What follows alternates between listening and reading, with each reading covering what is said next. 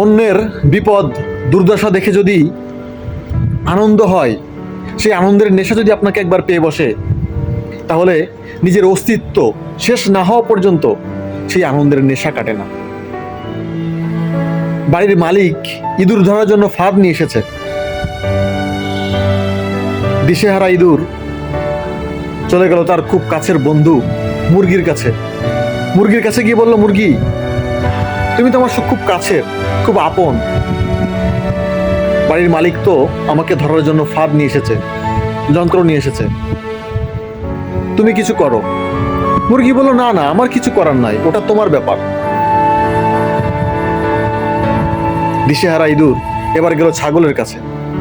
ছাগলকে গিয়ে বলল, ভাই ছাগল, বাড়ির মালিক তো আমাকে ধরার জন্য যন্ত্র নিয়ে এসেছে, তুমি আমাকে বাঁচাও, আমার জন্য কিছু করো। ছাগল বলল, এখানে আমার কিছুই করার নাই, ওটা তোমার ব্যাপার, তুমি সামলাও। এবার ইঁদুর বাড়ির বড় গৃহপালিত পশু গরুর কাছে গেল। গরুর কাছে গিয়ে বলল, গরু, তুমি তো এই বাড়ির সব থেকে বড় গৃহপালিত পশু, বাড়ির মালিক আমাকে ধরার জন্য যন্ত্র নিয়ে এসেছে, ফাঁদ নিয়ে এসেছে, তুমি আমাকে বাঁচাও।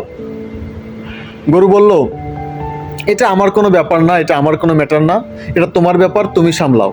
আর ওই যে ছোট একটা যন্ত্র, ওটাতে আমার কোনো সমস্যা হবে না, ওটা তোমারটা তুমিই দেখো।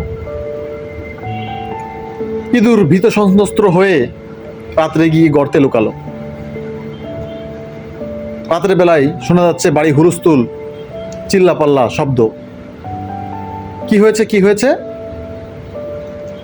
বাড়ির মালিককে সাপে কেটেছে। ইঁদুর ধরার জন্য যে যন্ত্র নিয়ে এসেছিল, ওই যন্ত্রে ইঁদুর না বেঁধে বেঁধেছে এক সাপ। সেই সাপ ছাড়াতে গিয়ে হাতে কামড়ে দিয়েছে সাপ। ডাক্তার ডাকা হলো। ডাক্তার এসেই প্রথমে বলল যে মুরগির স্যুপ খেতে হবে। মুরগিকে জবাই করে স্যুপ তৈরি করা হলো।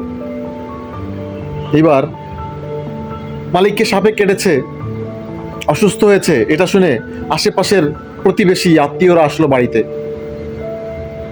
তখন ছাগলকে জবাই করে তাদেরকে খাওয়ানো হলো। এরপরে মালিকের অবস্থা আরো খারাপ, তাকে হাসপাতালে চিকিৎসা নিতে যেতে হবে। এবার গরুকে কসাইখানায় বিক্রি করে দিয়ে টাকার জোগাড় করা হলো। ঠিক তেমনি আশেপাশের লোকের বিপদের সময় যদি আমাদের আনন্দ হয়, আমরা যদি তাদের পাশে এগিয়ে না যাই, তাহলে এরকম যদি আমরা হই, তাহলে এই গল্পটি ঠিক আমাদের জন্য। ধন্যবাদ।